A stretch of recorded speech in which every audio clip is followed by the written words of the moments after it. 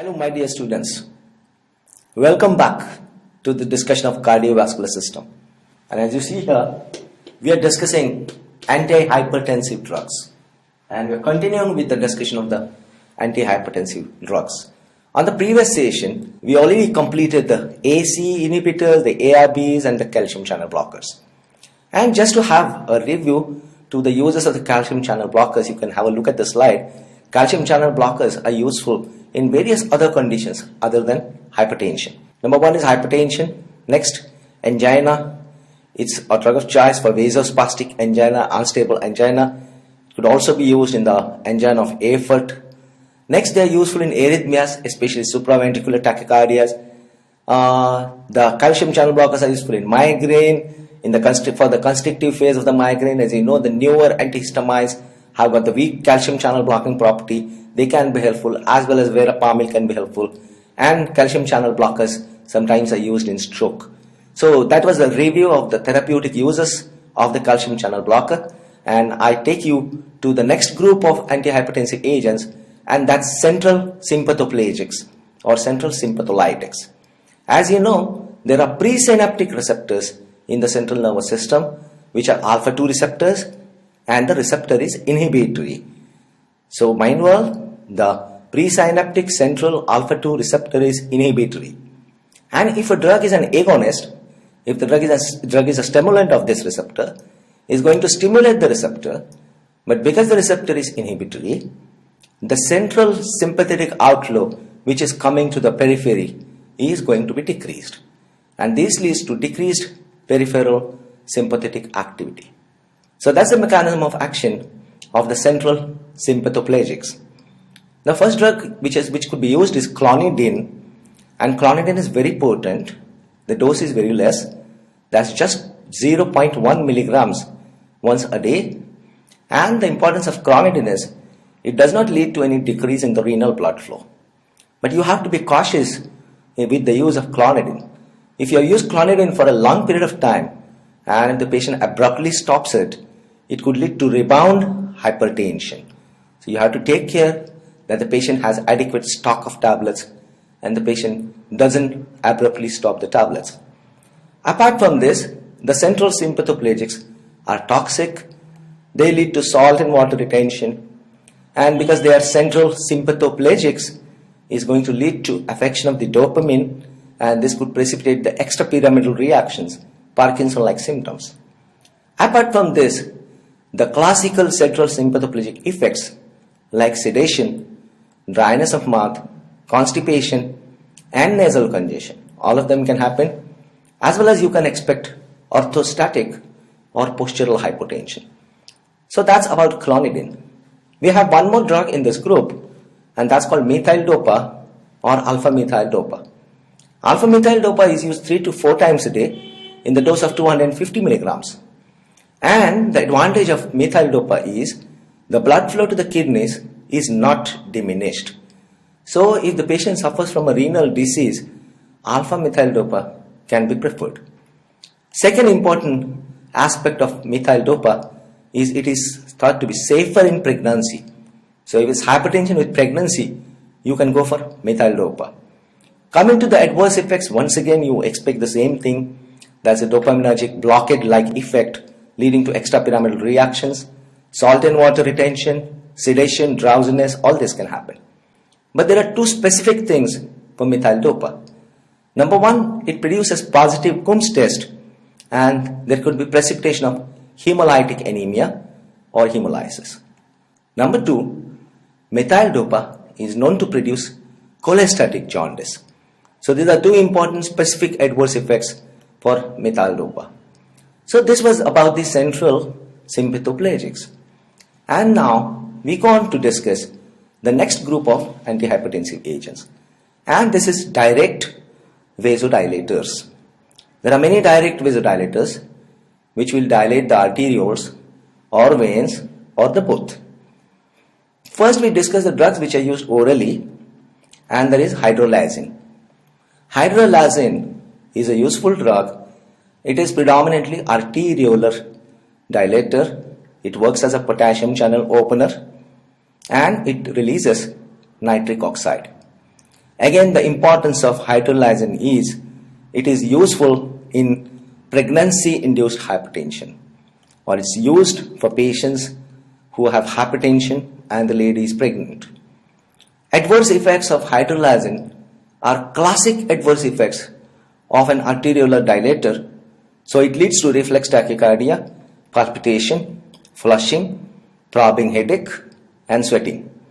We already discussed this when we started with calcium channel blockers, and we said if there's going to be less peripheral resistance, the heart is not going to feel the resistance and the heart is going to go into the reflex tachycardia, and that's why you have reflex tachycardia, palpitation. Mind well, this is going to increase the oxygen consumption of the heart, and this is why hydrolyzin like drugs, if given in a large dose, can precipitate an attack of angina or also can precipitate arrhythmia. Apart from this, it does produce nausea, anorexia, headache like adverse effects, as well as the sodium retention. What is specific of hydrolyzin? I want to remind you there are few drugs which are acetylated. Do you remember your general pharmacology? In this group there is isoniazid, that's INH, there is procainamide, and this third one is hydrolyzin. And when it comes to acetylation, you know there exists genetic polymorphism for the acetylating enzymes, and this is why some individuals can metabolize hydrolyzin fast and some might metabolize hydrolyzin slow. Especially if the patient is a slow acetylator, then hydrolyzin will be metabolized slowly, which means this drug is going to accumulate, and when it accumulates, it produces classic symptoms which are lupus-like or systemic lupus erythematosus like symptoms. I want to remind you, in the chapter of tuberculosis we also said it for isoniazid, lupus-like syndrome. So that's classical due to the genetic polymorphism. We can combine hydrolyzin with beta blocker to block the reflex tachycardia which is produced by hydrolyzin, and we can also add a diuretic to decrease the sodium and water retention. So this is how we could use hydrolyzin in the management of hypertension. So that's the first direct vasodilator. Next, in the same group, that is predominantly arteriolar vasodilator, we have minoxidil, which is also a potassium channel opener, which also releases nitric oxide. The actions are similar to hydrolyzin. But when this minoxidil was first brought to the market, during post-marketing surveillance, it was found that minoxidil produces hypertrichosis. I'll repeat, hypertrichosis. That's excessive hair growth. And when this was noticed, more trials were conducted for minoxidil, and now this antihypertensive drug, an originally antihypertensive drug, is used in the form of an ointment for treatment of alopecia, because it was found to produce an adverse effect. So this is how the pharmacologists have taken advantage of an adverse effect of a drug to treat another condition. So please remember, minoxidil, arteriolar vasodilator, but leads to hypertrichosis. So it could be used as an ointment in the management of alopecia. The third direct vasodilator acting by oral route of administration is nitroglycerin. And nitroglycerin, as you know, is an anti-anginal drug, and hydrolyzin and minoxidil were predominantly arteriolar dilators. Nitrates dilate both arteries as well as venules, but they are predominantly venular dilators. And this nitroglycerin has got a special place, special value in the management of hypertensive crisis, hypertensive emergency. So that's about the drugs which could be used by oral route of administration. Now I take you to the direct vasodilators which can be used by parenteral route of administration. And it's obvious when I'm speaking about intravenous or parenteral route of administration, I'll be using this particular route and these drugs for emergency hypertension or for hypertensive crisis. In first place, we have sodium nitroprusside, and nitroprusside dilates the arterioles and venules equally. That's very important. It's an arteriovenular dilator. It activates guanylyl cyclase, increases the cyclic GMP, releases nitric oxide, and leads to smooth muscle relaxation. Nitroprusside is a potent drug, but if you just give one injection, one dose of nitroprusside, its duration of action is very short because it gets very rapidly metabolized. That's the reason. So due to the rapid metabolism, you have a short duration of action, and actually there's no point in giving a single dose and again going for repeated doses. So please remember, nitroprusside is always used as continuous intravenous infusion. So it's a continuous intravenous infusion. Another thing to remember specific about nitroprusside is it is light sensitive. So if you have put nitroprusside in the infusion bottle, because the drug is light sensitive, you need to protect this bottle, infusion bottle, by covering it with an opaque foil or black paper so that the light sensitivity does not affect the activity of the drug. In the beginning, in hypertensive emergency, it's used as 0.5 micrograms per kilogram per minute, and then you can gradually increase the dose to 10 microgram per kilogram per minute. So that's about nitroprusside. Please remember, it dilates arterioles and venules both. It has very rapid metabolism, short duration of action, continuous intravenous infusion, and protect the bottle with opaque foil or black paper. The next parenteral direct vasodilator is diazoxide, and it could be used also by oral route, but diazoxide doesn't dilate arterioles, venules both. It's mainly an arteriolar vasodilator. It also is a potassium channel opener. I hope you remember diazoxide decreases the release of insulin. It is known to decrease the release of insulin. So diazoxide has another indication, and that's called insulinoma.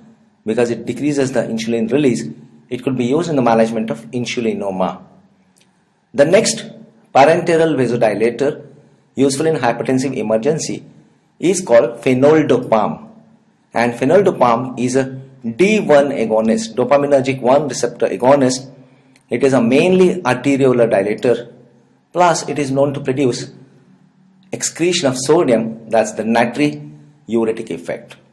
So this is about the various direct vasodilators, and please don't forget, for hypertensive emergency, although I included it in oral here, just like nitroprusside, we could use nitroglycerin or nitrates by intravenous route or by sublingual route in the management of hypertensive emergency.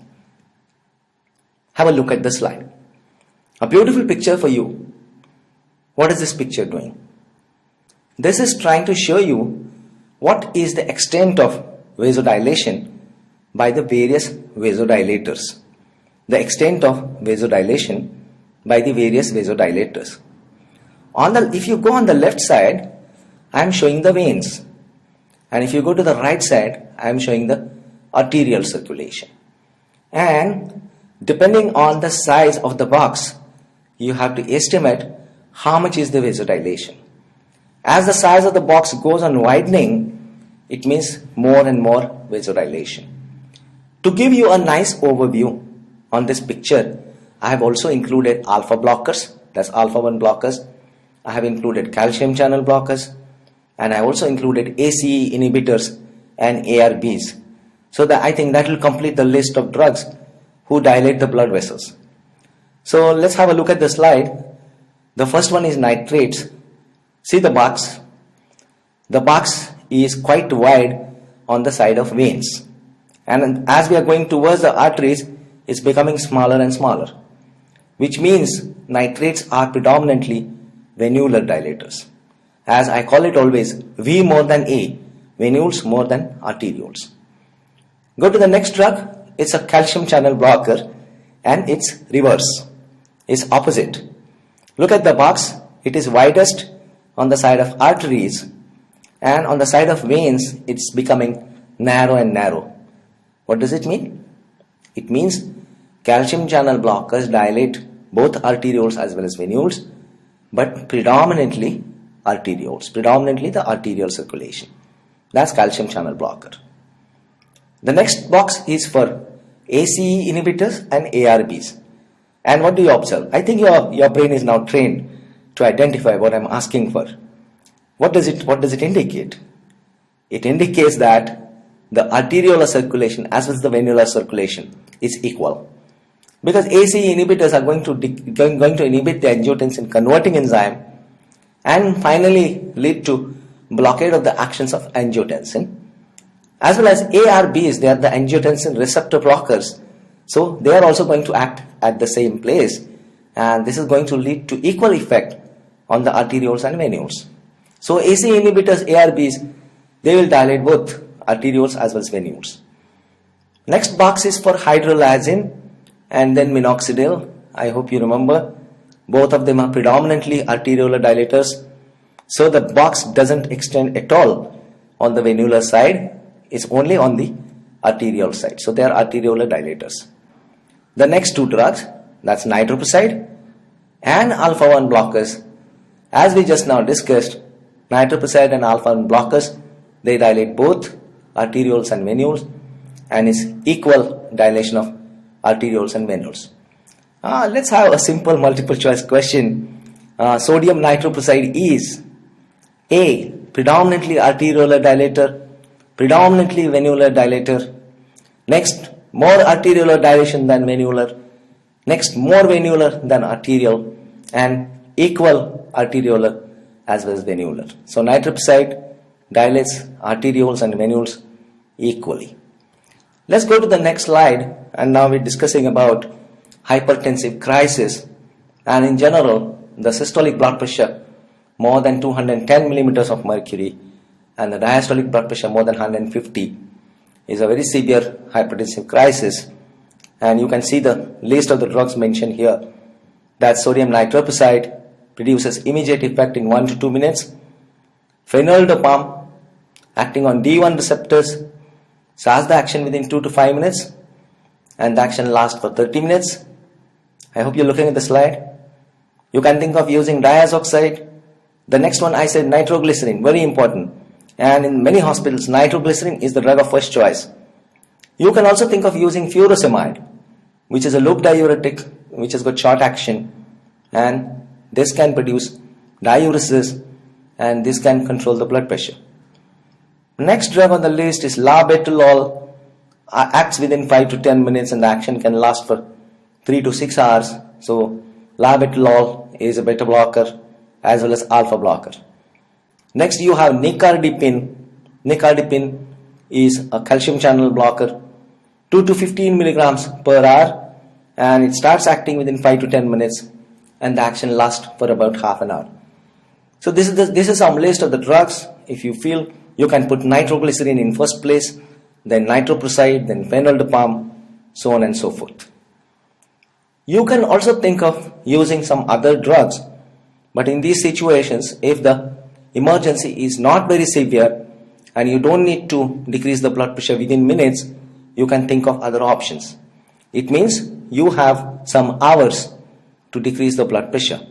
You can use clonidine by oral route or intramuscular route. Next, captopril, that's ACE inhibitor, can be used orally. Next, you can think of using hydrolazine by intramuscular intravenous route, and nicardipine or nifedipine, intravenous or oral. And lastly, a beta blocker, a simple management, 25 to 50 milligrams of atenolol by oral route of administration. So these are various drugs which could be used for hypertensive crisis. And just for your information, what are the situations in which we need to decrease the blood pressure emergently? Emergency reduction of the blood pressure is needed in situations like the slide, hypertensive encephalopathy, then eclampsia of pregnancy. The next is acute left ventricular failure due to hypertension. And the last very important condition is dissecting aortic aneurysm. In all these four conditions, we intend to have emergency decrease in the blood pressure. Lastly, you must have thought we completed the discussion of antihypertensive agents. No, I completed the discussion. I went to hypertensive emergency, and after this I am bringing in a group. So I hope you would understand these are not the commonly used drugs, and many of them are outdated, they are toxic. But let's complete the list. Drugs acting on adrenergic neuron. Number one, adrenergic neuron blocker, which is going to decrease the release of norepinephrine. It's going to block the release of norepinephrine from the adrenergic neuron. You have guanethidine and bretylium. These drugs cross the blood-brain barrier very less. They are now rarely used because they are toxic. Toxicity will be like the sympathoplegic agents because they are blocking the release of norepinephrine. And once again to say, it's salt and water retention, nasal congestion, diarrhea, sexual dysfunction, postural hypotension or orthostatic hypotension, and extrapyramidal reactions. Next drug is called as the catecholamine depleter, which depletes the store of catecholamine from the nerve terminal because it acts on carrier B, and that is your reserpine. Reserpine crosses blood-brain barrier. So there are two drugs on this slide. One is guanethidine, second one is reserpine. The difference is guanethidine less penetration across blood-brain barrier. Reserpine freely crosses the blood-brain barrier.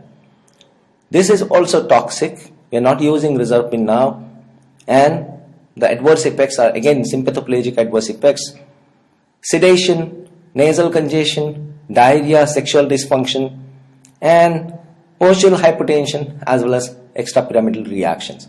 I hope you remember the drugs which induce Parkinson. So reserpine is an important candidate on this.